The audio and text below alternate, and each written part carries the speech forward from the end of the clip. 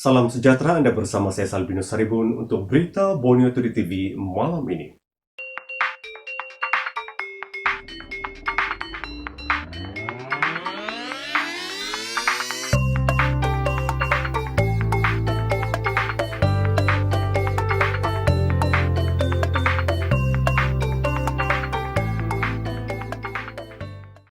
Kerajaan Sabah akan meneruskan momentum pembangunan negeri biarpun berdepan dengan pelbagai cabaran yang dibawa pandemik COVID-19.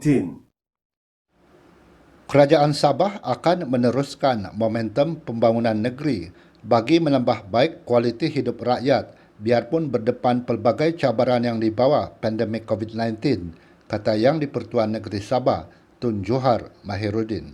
Beliau berkata, bagi merealisasikan perkara itu, kerajaan negeri fokus untuk melaksanakan pelbagai program dan inisiatif meliputi pelbagai sektor di samping memperkasakan pembangunan infrastruktur dan utiliti di luar bandar. Bagi meneruskan momentum itu dan juga pentadbiran kerajaan, perniagaan dan perdagangan perlu terus berjalan lancar bagi memastikan sektor ekonomi negeri kekal berfungsi walaupun Sabah kini berdepan ancaman COVID-19, kata Tun Johar.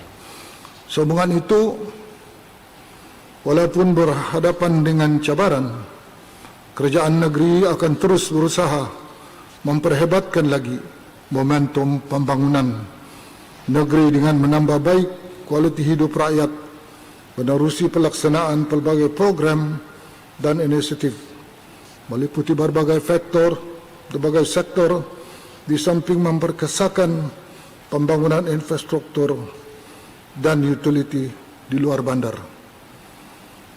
Kerajaan negeri juga komited untuk memberi perhatian terhadap sektor kesihatan, meningkatkan kualiti pendidikan dan modal insan, menambah baik kemudahan teknologi, maklumat dan komunikasi, menyediakan lebih banyak perumahan mampu milik, mengurangkan kemiskinan, menambah peluang pekerjaan, dan mempertingkatkan tahap keselamatan negeri. Tun Johar berucap merasmikan pembukaan penggal pertama persidangan Dewan Undangan Negeri Sabah ke-16 di Kota Kinabalu pagi tadi. Johar berkata, bagi membangunkan semula negeri, terutama sektor ekonomi yang terjejas teruk akibat COVID-19 dan meningkatkan kesejahteraan hidup rakyat, kerajaan negeri juga berusaha membangunkan projek berimpak tinggi meliputi pelbagai sektor. Dalam usaha untuk memastikan pembangunan semula ekonomi negeri dan meningkatkan kesejahteraan hidup rakyat, kerajaan negeri akan melipat gandakan usaha untuk memacu dan membangunkan negeri ini khususnya dalam pelaksanaan projek-projek yang berimpak tinggi meliputi berbagai sektor.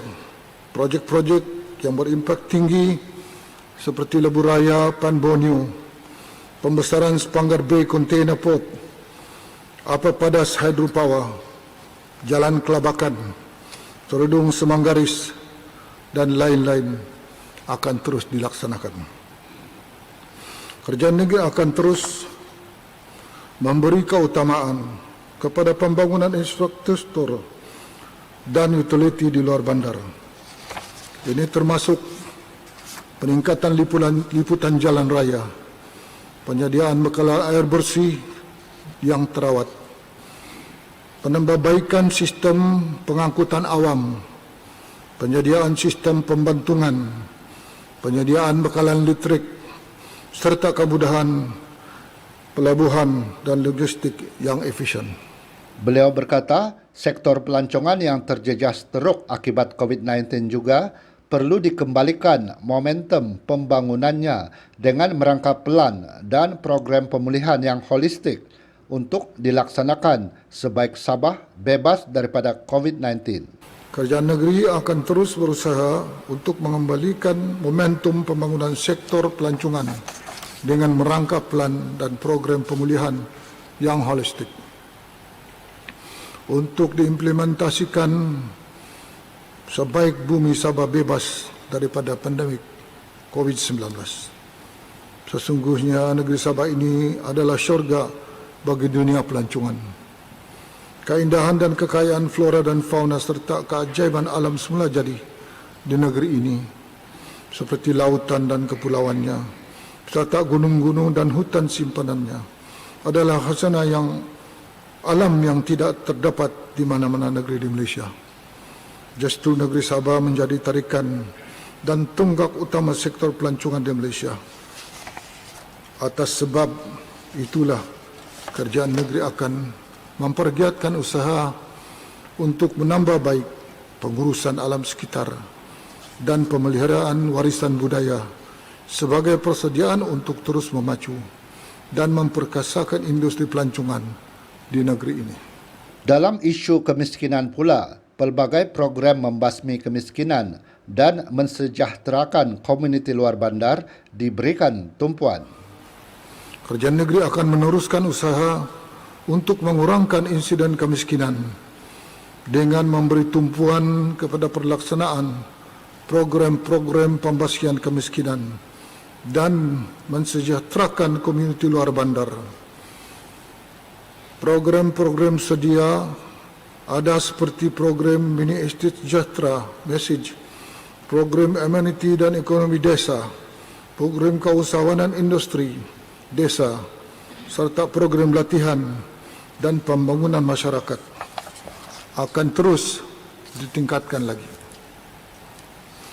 Beberapa program baru dalam RMK 12 telah dirancang untuk dilaksanakan bagi meningkatkan kualiti hidup komuniti luar bandar, seperti program Rumah Sejahtera Rakyat Sabah, program aktiviti ekonomi tambahan, bakalan elektrik luar bandar alternatif, dan bakalan air luar bandar alternatif.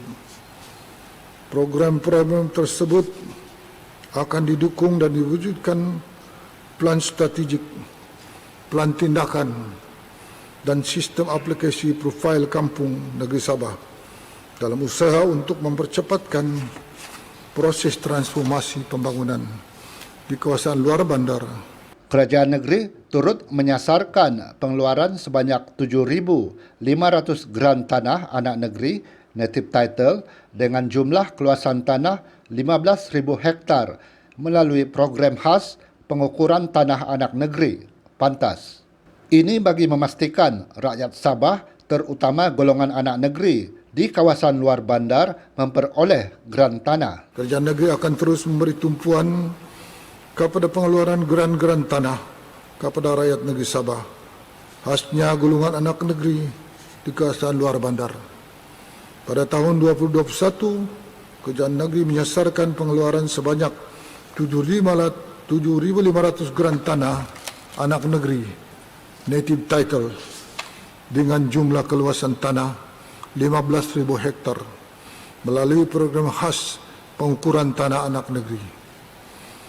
Kerajaan negeri juga terus memperkasahkan dan mempercepatkan proses pengambilan tanah melalui proses kerja berdigital bagi menyokong pelaksanaan projek-projek pembangunan kerajaan negeri dan persekutuan, khasnya projek Lebuh Raya Pan Borneo dan projek-projek pembangunan infrastruktur luar bandar. Tun Johar Mahiruddin berkata, kerajaan amat mengambil berat isu pencerobohan kawasan sempadan negeri ini serta kemasukan pendatang asing tanpa izin parti. Pencerobohan dan penyeludupan masuk parti ke Sabah melalui jalan-jalan tikus haruslah dihentikan sama sekali. Mengenai isu keselamatan dan ketenteraman awam, kerajaan negeri mengambil berat isu pencerobohan kawasan sempadan negeri ini dengan negara jiran serta kemasukan pendatang asing tanpa izin yang masih berlarutan. Oleh hal yang demikian, kerajaan negeri bertekad untuk mempertingkatkan kawalan keselamatan di perairan negeri ini, khususnya dalam kawasan S-Zone. Untuk itu, kerajaan negeri bersama-sama dengan kerajaan persekutuan akan memperkukuhkan lagi peranan dan bidang kuasa Eskom dalam menjaga dan mengawal perairan dan sempadan Sabah dengan negara-negara jiran. Pencerobohan dan penyeludupan masuk pendatang asing tanpa izin ke negeri ini melalui jalan-jalan tikus yang terdapat di kawasan sempadan haruslah dihentikan sama sekali. 1 kes kematian dan 319 kes positif baru COVID-19 dilaporkan di Sabah hari ini. Sabah melaporkan 1 kes kematian, 319 kes positif baru dan 1 kluster baru COVID-19 iaitu kluster Teluk di Kota Kinabalu hari ini. Ini menjadikan terdapat 68 kluster COVID-19 di Sabah setakat ini. Ketua Pengarah Kesihatan Tan Sri Dr. Noor Hisham Abdullah berkata, kluster Teluk dikesan di tempat kerja dan setakat ini 30 kes positif telah dilaporkan termasuk 27 kes positif baru hari ini. 1 kes kematian dilaporkan di Sabah hari ini membabitkan seorang lelaki berusia 66 tahun yang meninggal dunia di Hospital Tawau. Jumlah kumulatif kes kematian di Sabah kini 165 kes. Di negeri Sabah, 318 kes telah dilaporkan, iaitu 56 kes daripada kluster-kluster sedia ada, termasuk 27 kes daripada kluster baru, iaitu kluster Teluk. 143 kes daripada saringan kontak rapat kes positif dan 119 kes daripada lain-lain saringan. Tan Sri Dr. Noor Hisham berkata, jika dilihat bilangan kes COVID-19 di Sabah sepanjang 4 hari ini, pandemik itu dilihat semakin terkawal berbanding minggu lalu. Minggu ini juga, 1 daerah di Sabah bertukar kepada zon hijau, iaitu daerah Nabawan. Beliau berkata, perkembangan ini memperlihatkan kes-kes di Sabah kini stabil dan keadaan sekarang adalah terkawal. Sejak Isnin, kes positif baru yang dilaporkan secara harian di Sabah adalah di bawah 500 kes berbanding minggu sebelumnya. Isnin lalu, sebanyak 370 kes positif dilaporkan, diikuti dengan 397 kes pada Selasa dan kemudian menurun kepada 259 kes semalam. Manakala hari ini, 319 kes positif baru dilaporkan di Sabah. Di negeri Sabah, kita telah lihat kes-kes untuk 4 hari kebelakangan ini dah menjadi lebih stabil kalau dibandingkan dengan minggu-minggu lepas. Jadi kalau kita lihat di negeri Sabah pula, kes ada dah kawasan iaitu zon daerah dah jadi hijau. Jadi kita harap dalam tempoh seminggu ataupun 2 kita dapat mengawal keadaan di negeri Sabah. Perintah Kawalan Pergerakan diperketatkan PKPD di 3 lokaliti di Kudat, Kampung Pengaraban, Kampung Tanjung Kapur dan Kampung Landung Ayang sejak 30 Oktober lalu, dilanjutkan 14 hari lagi sehingga 26 November ini. Sehingga 11 November 2020, Kementerian Kesihatan Malaysia ataupun KKM telah melakukan sebanyak 14,096 saringan kepada penduduk di kawasan ini dan masih terdapat kes aktif di 3 lokasi ini, iaitu Kampung Pengaraban sebanyak 21 kes aktif, Kampung Tanjung Kapur 10 kes aktif dan Kampung Landung Ayang 54 yang masih aktif.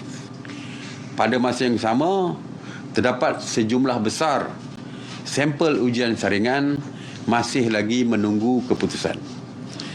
Oleh itu, di atas nasihat dan penilaian risiko oleh Kementerian Kesihatan Malaysia, kerajaan bersetuju supaya PKPD di Kampung Pengaraban, Kampung Tanjung Kapur dan Kampung Landung Ayang dilanjutkan lagi tempoh selama 2 minggu, iaitu bermula 13 November sehingga 26 November 2020. Kita ikuti laporan perkembangan semasa COVID-19 di Sabah oleh Kerajaan Negeri. Kluster Teluk yang membabitkan pekerja di tapak pembinaan di Teluk Likas dikenal pasti hari ini. Sehingga kini, 30 kes positif membabitkan kluster itu telah dikesan. Menteri Kerajaan Tempatan dan Perumahan, Datuk Seri Panglima Masidi Manjun memaklumkan sebanyak 543 kes pulih dilaporkan di Sabah hari ini. Jumlah kumulatif kes COVID-19 di Sabah kini 21,767 dengan 2,900 kes aktif yang sedang menerima rawatan. Kadar penggunaan katil adalah 44.26%. Sehingga hari ini, sebanyak 160,962 bakul makanan telah diagihkan. Masidi juga berkata, setiap sumbangan atau bantuan yang ingin disampaikan di Sabah perlu dimaklumkan kepada pejabat timbalan setiausaha kerajaan negeri pentadbiran dalam tempoh 3 hari sebelum penyampaian. Manakala bagi penyumbang dari luar Sabah pula, hendaklah memaklumkan dalam tempoh 7 hari sebelum penyampaian sumbangan dilakukan. Beliau berkata, kerajaan negeri amat mengalu-alukan sumbangan daripada semua pihak, namun penyampaian sumbangan itu tertakluk kepada prosedur operasi standard SOP yang telah diselaraskan oleh pejabat timbalan SKN. Katanya, bagi penyumbang dari luar Sabah pula, mereka wajib mendapatkan kelulusan khas masuk ke negeri ini sebelum mereka tiba di Sabah. Kebenaran masuk boleh diperoleh dari pejabat hal ehwal dalam negeri dan penyelidikan. Mayat dua beradik yang dihanyutkan di Sungai Liawan, Keningau ditemukan hari ini. Tragedi di Sungai Liawan, Keningau. Setelah 3 hari, akhirnya mayat dua beradik yang dihanyutkan arus deras di Sungai Liawan, Kampung Dangolad, ditemukan di 2 lokasi berasingan di Tenem petang tadi.